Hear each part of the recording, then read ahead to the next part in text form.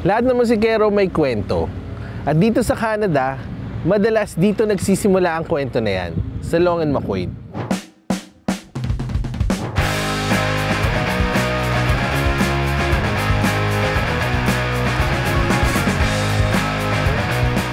Hindi lang ito basta tindahan, isa tong cultural landmark, isang lugar kung saan nagsisimula ang pangarap. Lumalago ang creativity at nagsasama-sama ang buong music community.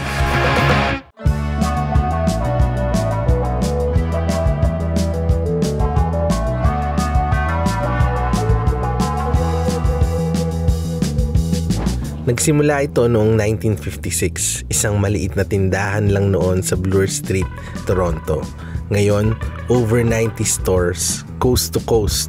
It's their mission to make music accessible for all.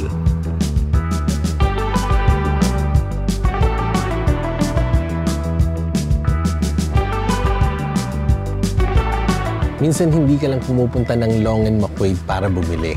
Nandito ka para mag-explore at syempre mangarap ng konti.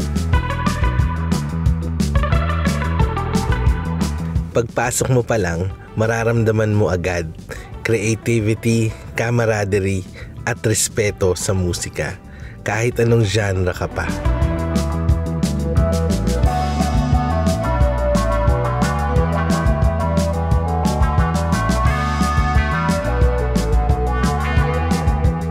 Exactly 20 years ago, dito nagsimula yung recording journey namin. Wala kaming budget, pero nangangarap kami. So mga mics, audio interface, mic stand, lahat kinuha namin dito. Long and McQuaid made it possible.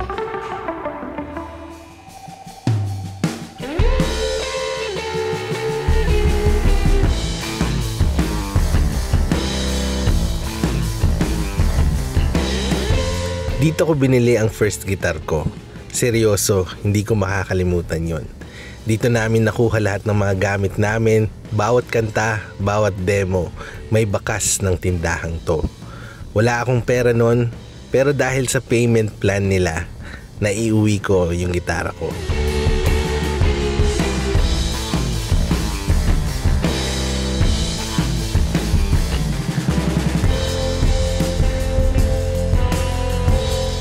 May tour kami noon, naalala ko, sa Winnipeg, nasira yung keyboard sa UDD. Linggo yon, lahat ng store sarado, pero Long and McQuaid bukas. They literally saved the show.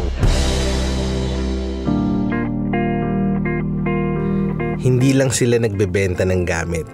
They're part of your journey. They help keep the music alive. Para sa marami, Long and McQuaid isn't just a store.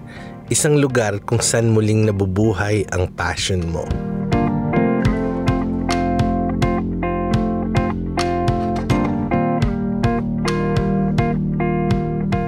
Sa bawat kanta at bawat jam session that kept you sane, may chance na Long and McQuaid was part of your story.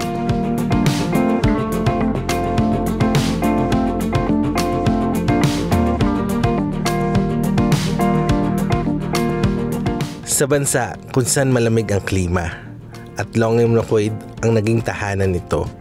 Dito sa Canada, ang Long and McQuaid isang national treasure.